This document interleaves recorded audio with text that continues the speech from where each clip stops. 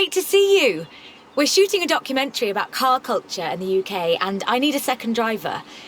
You've made a name for yourself, and it would be great to have you aboard. It's simple. You drive, I tell the story. Let's do it.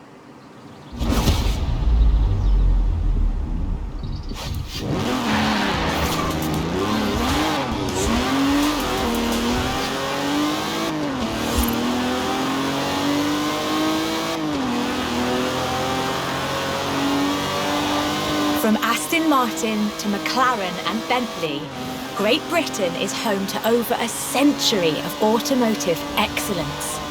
I'm Rebecca Dawson. Welcome to British Racing Green, a documentary celebrating that history. The Aston Martin DB5 Vantage was the quintessential Grand Tourer of the 1960s, combining British engineering and Italian design.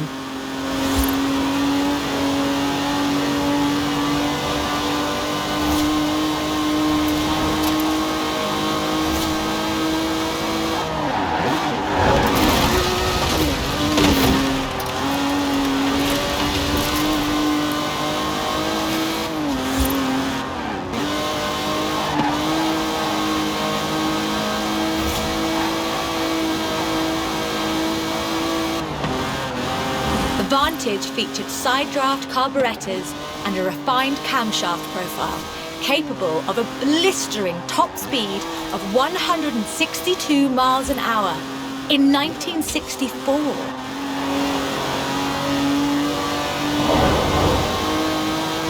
The clean lines of Superleggera's bodywork, reclining seats and wool carpets created a car that was luxurious as well as fast.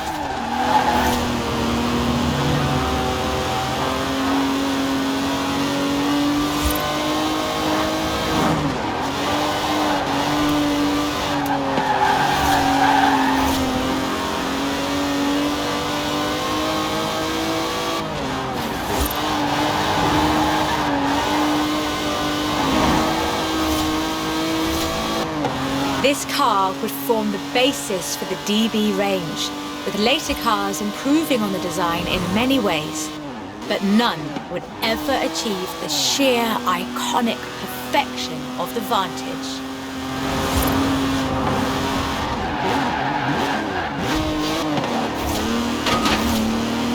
For all of its beauty and engineering perfection, only 65 of these beautiful machines would ever be built.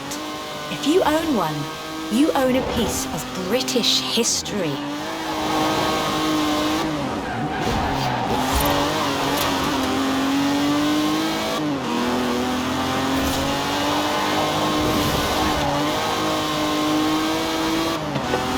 The silver DB5 would be immortalised in half a century of cinema. The classic Aston Martin.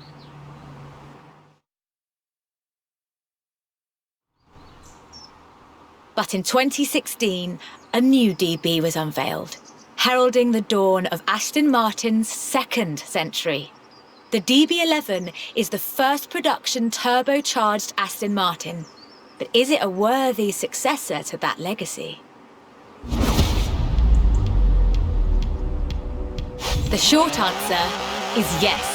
It's bold, responsive, and agile. It's perhaps the best GT chassis in the world. And listen to it.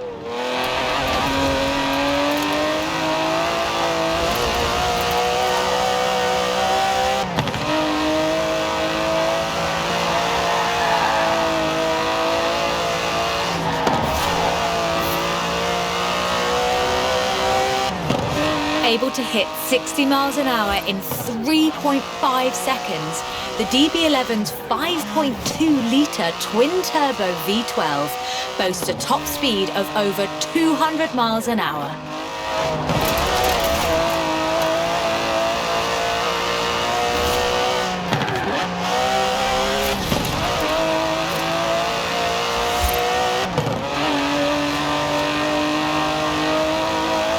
The DB11 is not the fastest car in the world, but then it's not trying to be. It's sophisticated, effortless luxury. It's an Aston Martin.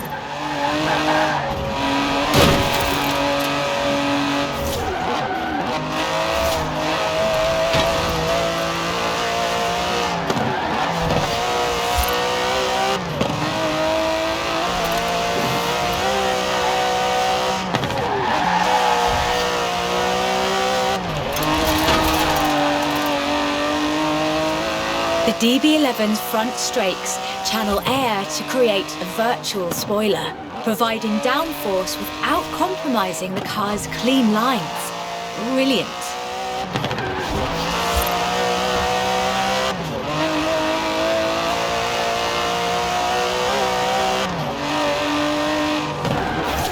Most importantly, I think, the DB11 proves that Aston Martin is ready for another century of beautiful cars. And I can't wait.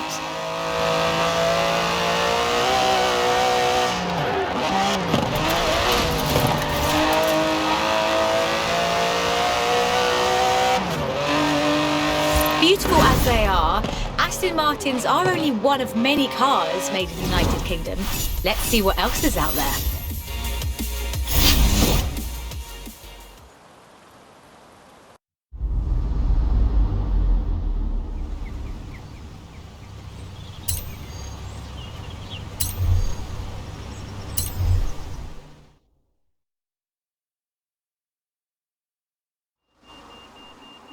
This is shaping up nicely. Time for a change of pace, though. At least at first. The next segment is about Land Rover, and we'll be starting out with the Type 3.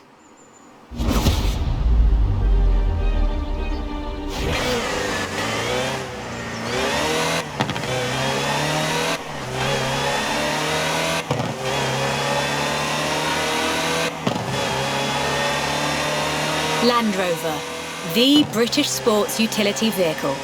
But before that, they were actual utility vehicles. Solid, tough trucks, unstoppable over almost any terrain. The Land Rover Type 3 marks the point where that shift begins, and we'll be looking at what that meant.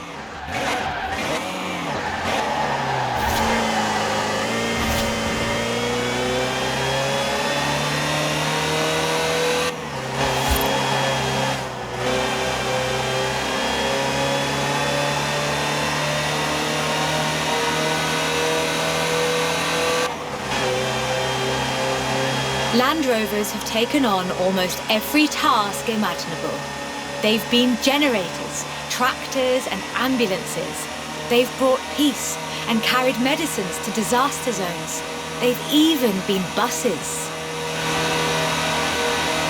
Over 500,000 Series 3s were built, and over 70% of those are still on the road today.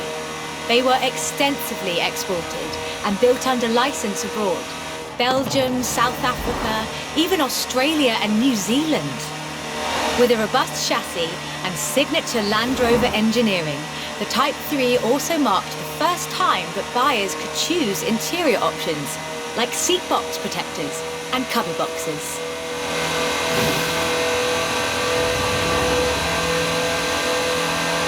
That trend continued, and by 1982, Land Rover were offering the county spec Type 3. Leisure drivers could choose from such luxuries as all-cloth seats, soundproofing and tinted glass. The trend was increasingly clear, and the future of the Land Rover was starting to take shape. If you squinted, you could already see the shape of the first sports utility vehicle, the Range Rover.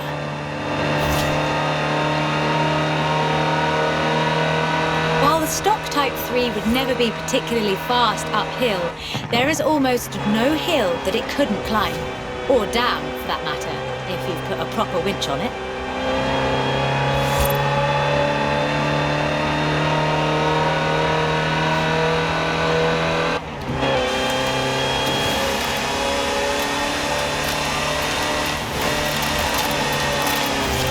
In 1978, a Series 3 was custom-built for Her Majesty Queen Elizabeth II.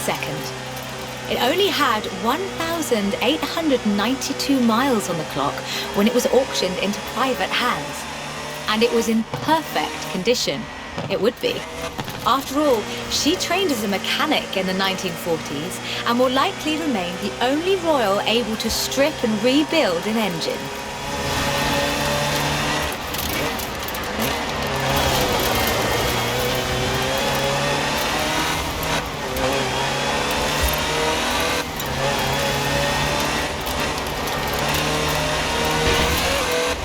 Along with the Range Rover, others would follow. Discovery, Defender, and the Freelander. Each a more sophisticated and enjoyable utility vehicle. But none of them were a replacement for the Type 3. They were a different kind of car.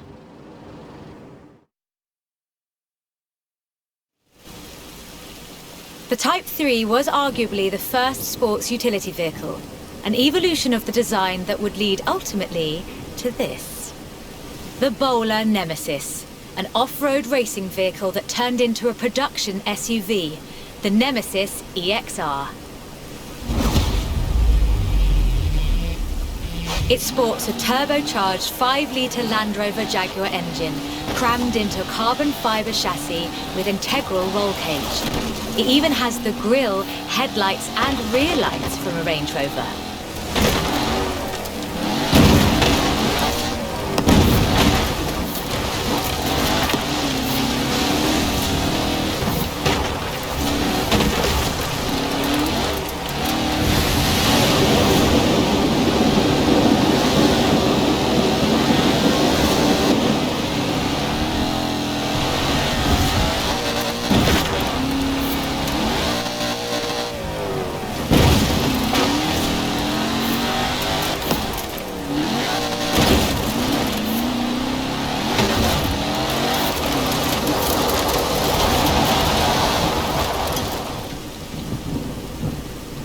If you want to see what the Type 3 would be like if it ever stopped doing important things, this is it. And it's beautiful.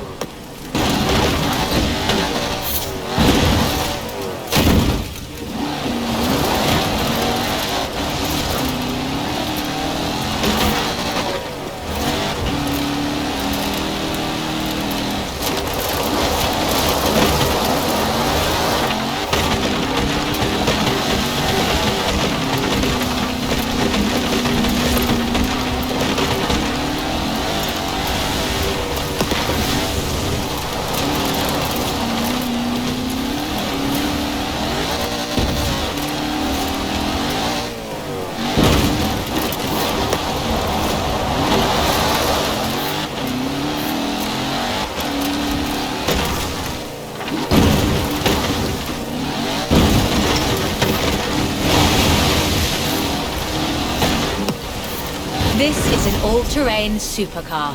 That's the only fair description for this. But that's what you get when you build an SUV with Land Rover DNA.